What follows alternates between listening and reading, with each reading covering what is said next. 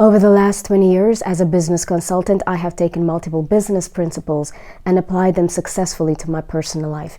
One such principle is creating a life strategy. If you want to learn how to create such a strategy so that you can create the life you've always wanted, this series is for you.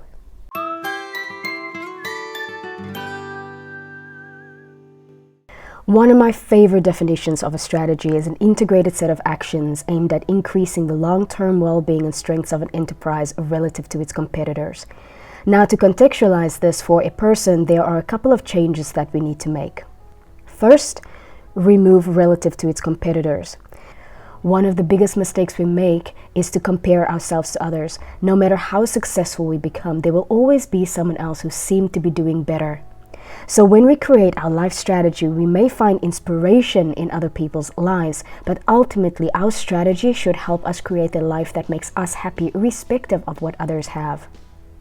Number 2, we are not an enterprise, so let's change that. And number 3 is looking at the concept of long term. Unfortunately, so many of us are I'll be happy if people. I'll be happy if I get my driver's license. I'll be happy if I get my degree. I'll be happy if I get a better job. So our happiness is dependent on some future event. What we want to do is find ways to enjoy the journey of getting our driver's license, degree, or better job. Meaning we go from an I'll be happy if person to I am a happy person, even if I have not yet achieved a specific goal, and I may find some days frustrating while I am on my way. So let's adjust the long-term concept and include short-term. The last thing I want you to take note of before I show you the step-by-step of how to go about developing your life strategy is to pay attention to the words and integrated set of actions. Unfortunately, so many people, even executives I've worked with, understand a strategy as only a set of goals, a piece of paper, when in fact a strategy is, this is where I'm at. These are the goals that I believe will increase my well-being, whether that is your 1-year, 5-year, or 10-year plan. This is the roadmap I'm taking to get there. And these are the mechanisms I'm putting in place to monitor if the daily, weekly, and monthly activities I'm performing are actually getting me closer to those goals. So, this series will detail how to plan for the life you want and how to get the life you want. Let's start by defining our goals. First, list all the things that you want to achieve. This is an inductive process free of any guidelines, frameworks, or prompts. We do this to help us create visibility of all our desired goals without performing any validations. Write these goals in the present tense. So instead of saying I am going to lead a healthy lifestyle, say I am leading a healthy lifestyle. You may end up with quite a long list, but that is okay because the next part of this exercise is choosing which of these goals we should pursue. And that requires us to prioritize. If we have too many goals, our attention and resources are divided, which often leads to us not achieving anything. I've come across many prioritization tools and techniques, but the one that resonated with me the most for a personal life strategy is asking one simple question. If you were to wake up tomorrow morning and one thing on your list magically came true overnight, what is the thing that would have the biggest positive impact on your life? Highlight that item because that is one of the things you need to focus on if you want to improve your life. Now, for us to live a great life, we need to have balance between different categories in our lives, which is life purpose, business life, creative life, social life, and love life. The one goal you have highlighted may not necessarily contribute to the health of each of these categories, which means even if you reach that goal, you may still not have the life you want. So we need to do a gap analysis to see where our lives are lacking and what things we need to put in place to create this balance. To do a gap analysis, you can download the cheat sheet in the link in the description box below.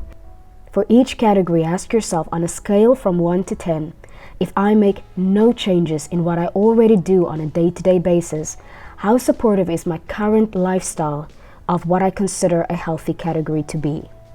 For instance, when it came to personal growth and development, which are the activities that help you grow into the best version of yourself, I rated myself a 9 because my current lifestyle is perfectly aligned with what I perceive as success in this category.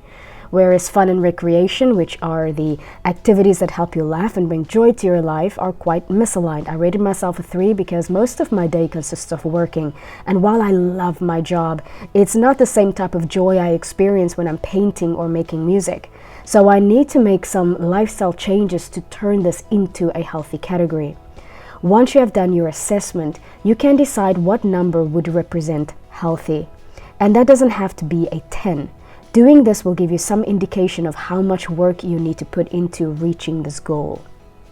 You can do this on paper or in a tool like this that doubles as a dashboard so you can track how well you do throughout the year. If you want to download this tool, which is my personal strategic alignment tracker, check out the link in the description box.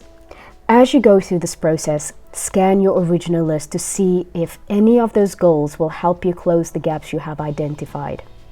One last thing around goal setting is to write your personal statement. This is your definition of what a great and awesome life looks like. And this is the summary that can serve as a daily reminder and motivation of why you are working so hard to reach your goals. Now, I would be remiss if I didn't highlight that both successful and unsuccessful people have goals. So they mean pretty much nothing if you don't go beyond the goal setting stage. The thing is, we do not reach the height of our ambition, we sink to the depths of our habits. And one of the first things that we need to do in creating new habits to support our goals and the life that we've always wanted is to ensure that we adjust our mindset and belief system. Up until this point, we've created our vision or goals, which clears up any confusion we may have regarding what it is that we're trying to achieve, which is a great first step because nobody achieves much when they are confused. But we have not yet addressed our natural tendency to self-sabotage and our natural resistance to change, meaning we haven't yet bought into our plan. And without buy-in, the chances of you reaching your goals are slim to none. Here's the thing. Creating a plan doesn't necessarily mean we believe in that plan. Think about all the goals you have set for yourself. The ones that you achieved are most likely the ones you truly believed in. When we really believe in a plan, we don't find excuses. When we really believe in a plan, we are happy to develop new habits in order for us to reach our goals. So, how do we practically do the act of buying into our plans? You can start with doing a life portfolio, which will tell you where you are currently spending your precious resources, such as time. Where we spend our time is a good indicator of what we value or buy into. If you spend 12 hours a day playing video games and 3 hours a day sleeping, it stands to reason that you value or buy into video games more than you buy into sleep. So we need to figure out if our current values are aligned with our vision or plan. To create a life portfolio, use the categories in the Wheel of Life and do the following. On a scale of 1 to 10, rate how much each category contributes to your happiness. This will be different for everyone. Then be honest about how many hours you spend per week on each category. You may want to include an 11th category, which I call non-supportive, where you add all the hours you spend on activities that do not contribute to any of your goals, such as social media and watching Netflix. If you plot this on a bubble chart, it should give you a good visual of where you may have to realign values to meet the goals you have set yourself. The less important the category, the less time and energy should be spent on it. In this case, the less important the category, the smaller the bubble should be.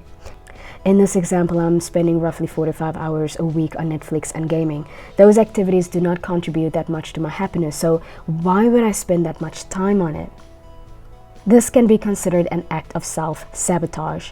Clearly, I have the time available to do more meaningful things, yet I choose to spend it on rewatching the same 3 shows over and over. So, to curb self-sabotage, we need to get to the point of consensus, meaning in our heart of hearts, we must truly believe that the goals we set for ourselves are worth pursuing. Look at your portfolio and ask yourself, what comforts or current habits do I need to give up or adjust to meet my goals? And more importantly, am I prepared to make those sacrifices? Having this view gives you a good idea of where possible lifestyle changes need to be made to give you a fighting chance to reach your goals. You also need to look at other types of comforts that you may need to give up. For instance, to earn my PhD, I went on a 6-month sabbatical, sacrificing 6 months worth of income.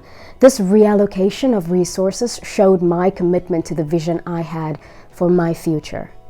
Now, Not every sacrifice we make need to be this extreme. Sometimes it's taking the stairs instead of the elevator, it's going to sleep at 9 as opposed to midnight, it's swapping a bad habit for a good one. Either way, reaching your goals come with having to give up something comfortable. Also, any sacrifice, big or small, comes with resistance. As humans, we don't like forming new habits.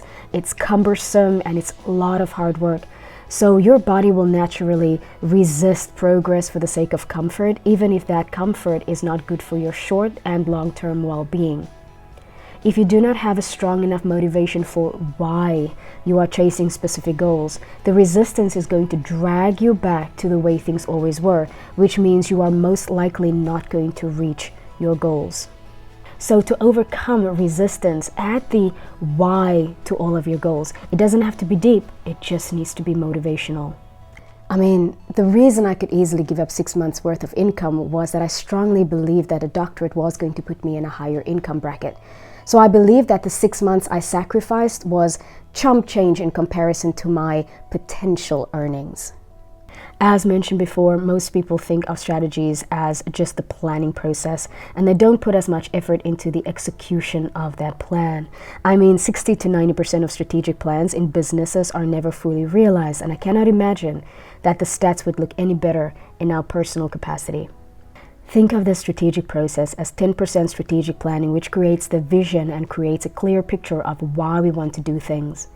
20% tactical planning, which creates the roadmap that answers the what and when we want to achieve our goals.